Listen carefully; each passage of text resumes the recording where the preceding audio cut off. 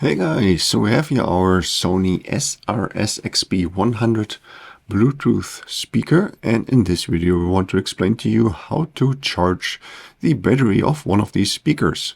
Okay, so first of all, how do we know that it's time to charge the battery? So when the LED, the orange LED here right next to the charge, starts to blink, then that means that the battery is quite empty and we should start charging again. Alternatively, you can check this also out on your smartphone. So for example, here on my Samsung Android phone, you see this here in the Bluetooth menu. It tells you here right now the battery is 100% charged. There's a similar feature here on an iPhone as well. There's like a widget that you can install or activate, and that shows you here the battery percentage, or like the circle here of the speaker. So now, how do we actually charge the speaker itself? So we have here this little latch here, this little cover on the right side. So this dust cover, and it also makes the speaker waterproof. So, and behind there we find this USB-C port, and we can use for one here the original charging cable that comes with the speaker.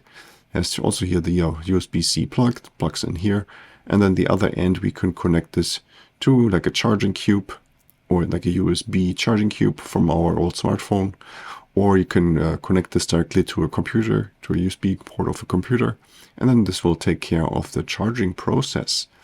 Alternatively, you can also use, if you have like a USB charger that you have from your laptop or your Nintendo Switch, for example. Basically, anytime you have one of these charging cables here, also here with the USB-C connector at the end.